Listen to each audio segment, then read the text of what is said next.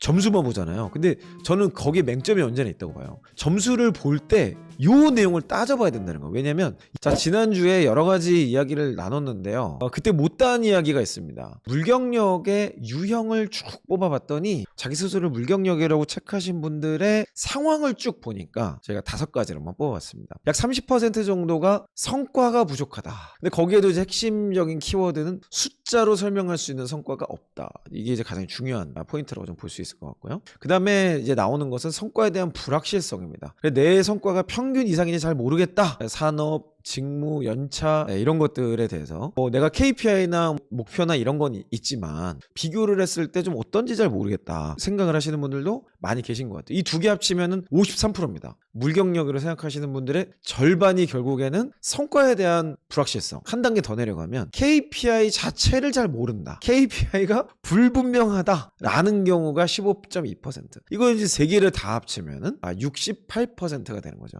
거의 약 70% 정도가 성과가 불확실하고 그 성과를 어떻게 하라는 건지도 잘 모르겠다. 여기에서 거의 모든 물경력에 대한 인식이 너무나도 당연한 얘기지만 이 부분이 나온다는 걸 볼 수 있습니다. 여기에 이제 내용을 그냥 쫙 요약을 하면 내 성과가 과거보다 나아진 것을 객관적으로 확인하기 어렵다. 14.4%. 요까지 이제 토탈로 딱 더하면은 거의 이게 한 80% 정도까지죠. 거의 80%까지가 대부분 이겁니다. 그래서 5위 밑으로는 다 뭐 3%, 2%, 1% 뭐 이런 것들이기 때문에 다 합쳐봤자 10%도 안 돼요. 그러니까 결국 물경력을 생각하는 것에 뭐 당연한 얘기지만 핵심은 성과에 대한 인식, 성과에 대한 프로세스, 성과에 대한 기준을 어떻게 알 수 있냐라는 걸로 볼 수 있죠. 여기까지의 내용을 봤을 때 퇴사의 기준이라고 할 수 있는 게 뭐가 있을까요? 성과 관리 시스템입니다. 만약에 나의 성과를 관리하는 시스템, 기준, 방식이나 프로세스가 정리되어 있지 않다면 내가 지금 다니는 회사 말이에요. 그러면 내가 이 회사를 계속 다닌다 한들 지금 위에서 말씀을 이미 이 길을 걸어본 거잖아. 물경력을 갖다고 하는 분들의 이 내용을 벗어날 수 있을까요? 없을까요? 쉽지 않죠.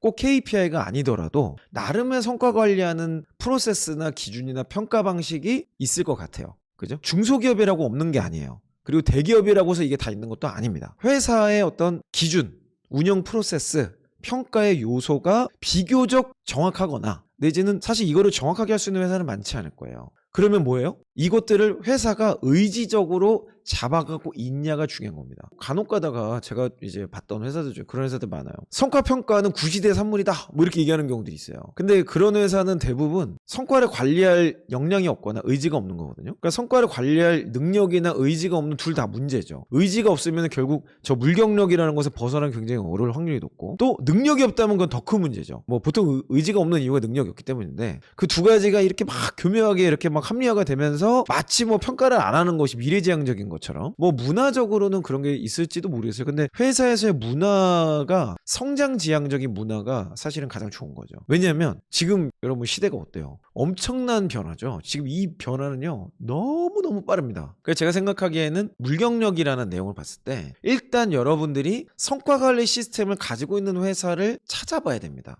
이거 말고 또 뭐가 있을까요? 여러분들 이 지금 조사 내용을 봤을 때 퇴사의 기준이라고 할 수 있는 게 뭐가 있을까요? 여러분이 생각할 수 있는 거 한번 적어보세요.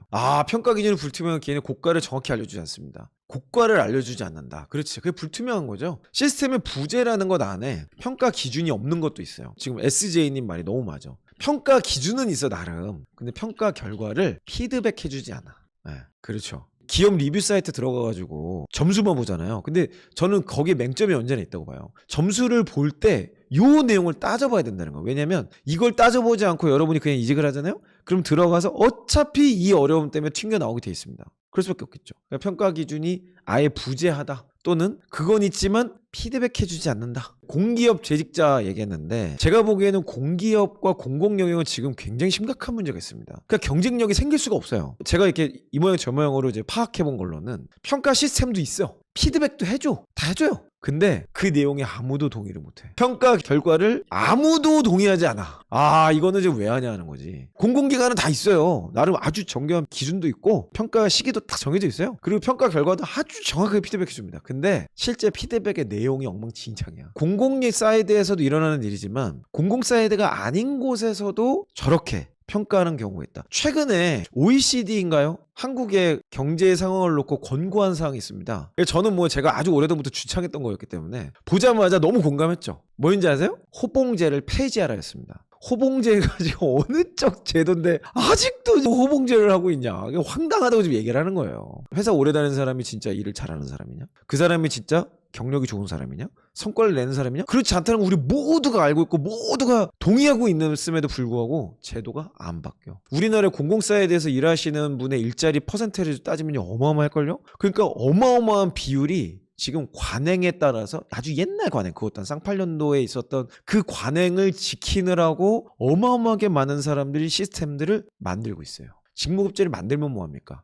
호봉제를 벗어날 수가 없는데 이게 호봉제 폐해입니다. 어찌됐건 간에 지금 여기까지의 내용을 가지고는 우리가 요 3가지 정도의 내용을 우리가 좀 정리할 수 있겠다라는 생각이 좀 하나 드네요. 자, 그러면 이제 다음 내용으로 한번 넘어가 보겠습니다. 그럼 반대로 불경력의 유형, 그러니까 불경력은 이제 커리어가 진짜 발전하고 있다, 자기 스스로 그렇게 생각하시는 분들이에요. 그분들 유형의 탑5를 봤더니 업무에 대해서 내가 설명할 수 있다요. 그러니까 이분이 남기신 그 내용들을 쭉 다 그냥 한 문장으로 착 요약하면 적어요. 나는 내 업무에 대해서 이게 왜 중요하고 어떻게 해야 되고 내 목표가 뭔지를 스스로 설명할 수 있어, 누군가에게. 그럼 여러분들은 지금 어떤가요? 여러분이 하고 있는 일에 대해서 프로젝트 전후 상황, 뭐가 바뀌었는지 이거 여러분은 설명할 수 있나요? 이게 중요한 거예요. 그러니까 누군가에 계속 설명하고 그 이 기준에 대해서 또는 목표에 대해서 피드백한 내용에 대해서 계속해서 이야기하고 설명할 수 있는 게 그것만으로도 이분들 중에서도 회사에 성과지표가 없는 경우가 있습니다. 그러니까 이거는 뭐냐면 사실 리더십이 일을 잘하는 거예요. 리더십이 팀장이나 이런 분들이 업무를 줄 때 그걸 해석해주고 설명해주기 때문에 저런 숫자가 나오는 것 같아요.